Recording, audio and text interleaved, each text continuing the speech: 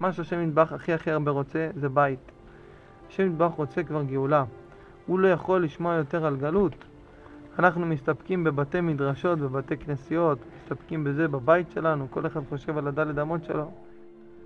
אולי תתחילו לחשוב שאני צריך גאולה, שאני רוצה כבר בית מקדש, אני כבר רוצה מקום לדור בו. בשביל זה בראתי את העולם.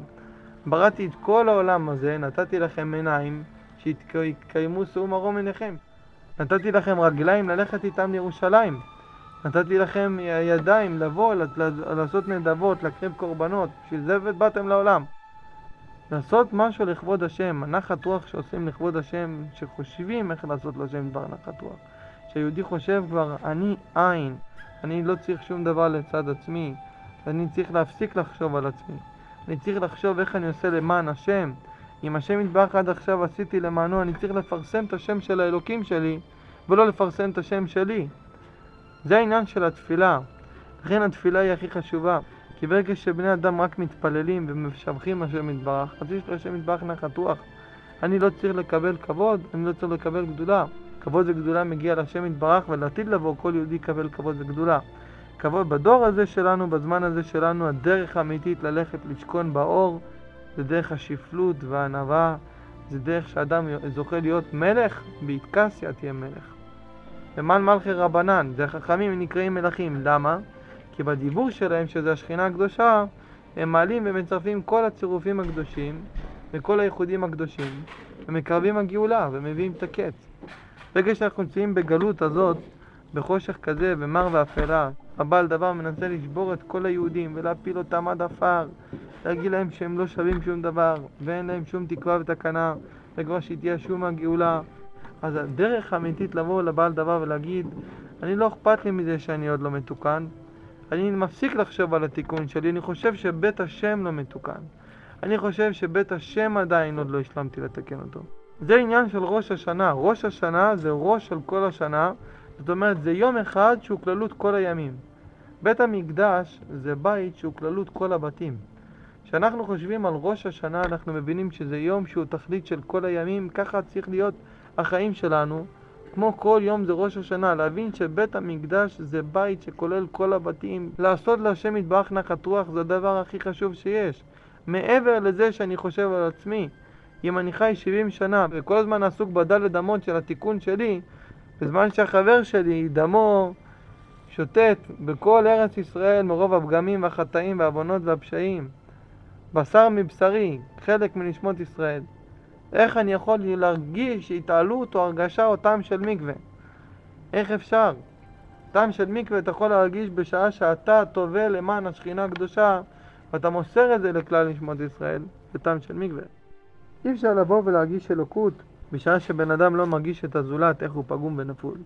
כשאתה רואה יהודי ואתה מרגיש את הכאב שלו ואת הצער שלו, איך הוא פגום ונפול ויש לו איסורים ומצד הנפש בכל מה שעובר עליו, ואתה מרגיש אותו. זה מה שמשה רבנו אמר, ואם אין מכן עינה.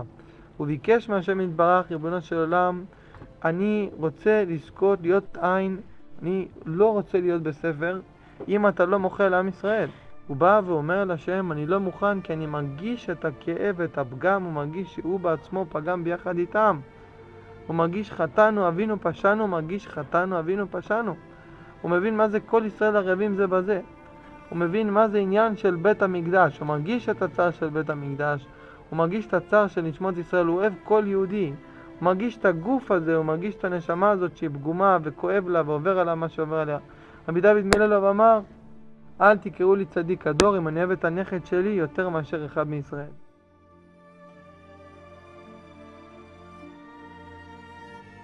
שרוצים רק תכלית ורק נצחיות, וחושבים רק על עין.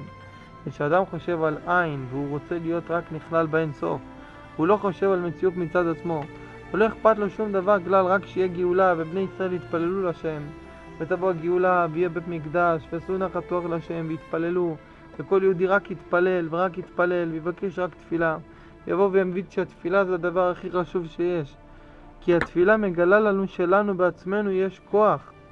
אנחנו כל הזמן חושבים שאין לנו כוח, אנחנו לא יודעים שהכוח זה אנחנו זה הכוח שלנו. כל יהודי יכול לזכות לאין סוף ניסים ונפלאות, מה שאפשר, מה שאדם רק רוצה, היה הכי הרבה רוצה, יכול לזכות רק על ידי התפילה. התפילה כפשוטו ממש, אדם יבקש ריבונו של עולם, ככה וככה תעשה לי, ככה וככה תעשה לי, והוא מתעקש על זה, והוא מבקש את זה מהשם. ואתה מתבונן ואתה אומר, להשם יתברך כל לילה עם בית, ביתו הולך ובוער ונשרף עד לב השמיים מיום ליום. אולי היום אני אעשה משהו, לפחות משהו שיפנה. אם לא נבנה היום ריבונו של עולם, לפחות תזכה אותי לעשות משהו שאולי אני אצליח לבנות אותו, אבל משהו לעשות, קצת רק לחשוב למען השם. אפילו שאנחנו רק חושבים על זה, זה כבר יכול לקרב את זה. כי אנחנו לא יכולים שיהודי אחד יחשוב על לעשות נחת רוח לשם. אי אפשר שיהודי אחד יחשוב לעשות לשם דבר נחת רוח. צריך שכל היהודים יחשבו לעשות נחת רוח. צריך שכל אחד יחשוב איך הוא עושה נחת רוח לשם. צריך שכל אחד ירצה לעשות בית לשם. צריך שכל אחד ירצה את בית המקדש יותר מכל דבר שהוא רוצה. צריך להבין שבית המקדש זה לא עניין של רצון או אמצעי, זה עניין של תכלית. שיהודי רק אומר, איך אני רק אעשה נחת רוח לשם, הוא רק אומר, אולי ככה אני אעשה לו, אולי ככה אני אעשה לו, אולי ככה אני אעשה לו. אז למעשה הוא כבר ממשיך את כל מיני גילוי אלוקות בעולם להביא אותנו לידי בית המקדש.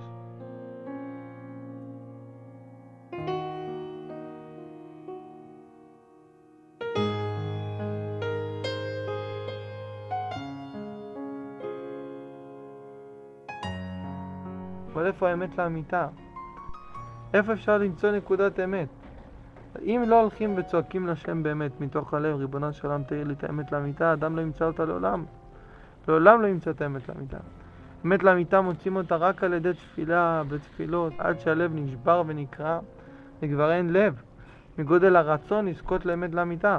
כמו שרבי פנחס מקוריץ אמר, ש7 שנים לקח לו להסיר את השקר מקרבו, כזה 7 שנים לדעת מה זה אמת, עוד 7 שנים איתה את האמת בתוכו.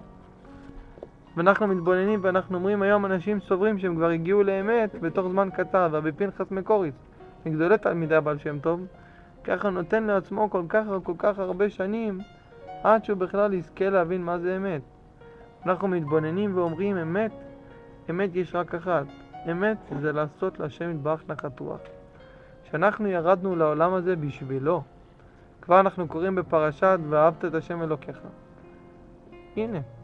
אז מה התכלית? כתוב לי על המזוזה ואהבת את השם אלוקיך. כתוב לי בתפילין ואהבת את השם אלוקיך. אני צריך להתבונן מה אני צריך לעשות פה לאהוב את השם אלוקיי. בכל לבבי, בכל נפשי, בכל מודי. כל התכלית שלי וכל המחשבה שלי צריכה להיות למענו. התורה שלי צריכה להיות לכבודו. הכסף שלי צריך להיות לכבודו.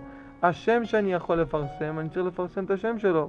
אם יש לי עכשיו מודעה גדולה ואני יכול לרשום את השם שלי בגדול, אני אמחוק את השם שלי ואני אכתוב בזה תפילה. כל דבר שאני יכול לגלות בו אלוקות יותר, אני אעשה את זה. אני פשוט יפסיד את השם שלי, אבל אני אגלה בו אלוקות. אסור לי להשתמש בשם שלי, אסור לי להשתמש בכבוד, במלכות, בכל דבר שניתן לי לצורך דלת אמותיי. צריך בכל דבר להשתמש בו לגילוי המלכות של השם בזמן הזה. בעקבתא דמשיחא, זה דור כזה שפל ונבזה, דור שאנחנו כבר נמצאים בגלות. כל הצדיקים צעקו וצבקו על זה כבר, כל הדורות. אבל מה? נמצאים בגלות כזה, חושך כזה נורא ועצום ביום. אבל אף אחד לא מחפש את האמת לאמיתה, לא דורשים אותה, לא מחפשים. אם רק יהודי רק מחפש, מבקש את השם, ריבונו של עולם, שאני מבין, באתי לעולם לכבודך, לא באתי לעולם בשבילי. ואז אני צריך להבין איך חיים כל 120 שנה שלי. אני קם בבוקר בשבילי, או שאני קם בשבילך. אם אני הולך לישון, זה בשבילי או בשבילך. שכואב לי משהו בגוף שלי, זה כואב לי בגלל שלי כואב, או כואב לי בגלל שלך כואב. איך התפיסה שלי? אם אני חי למענו או חי למעני. בגלל שתופסים מחשבה שצריכה להיות שהחיים שלי למענו, והמחשבה שלי היא למענו, והרצון שלי הוא למענו, ואני אעשה רק מה שביכולתי בשביל לקרב לפניו את הקץ. ואני מבין שאין לו בית, ואני מבין בזה שהשכינה שלו בגלות, ואני מבין בזה שאין בית מקדש והוא בוער כל רגע עם אש נורא, כאילו עכשיו נשרף. ואנחנו מתבוננים ואומרים, מה עליי לעשות בשביל לתקן את זה? מה עליי לעשות בשביל לבנות את זה? ואיך אני יכול לעשות? אז אני צריך לעשות רק דבר אחד פשוט, לחשוב איך אני עושה לו נחת רוח, להבין שהחיים שלי, שאני חי, זה לא בשבילי. שאתה תזכור ותאמר, באתי לעולם בשביל לנצל את כל הכלים שיש תחת ידי, בשביל לנצל את כל רק מה שיש לי, כל מה שיש לי תנצל את זה לגילוי אלוקות. פשוט תנצל את כל מה שיש לך. הכל רק בשביל שתוכל לגלות בזה ולפרסם בזה שם שמיים באלוקות. לעשות להשם יתברך נחת רוח.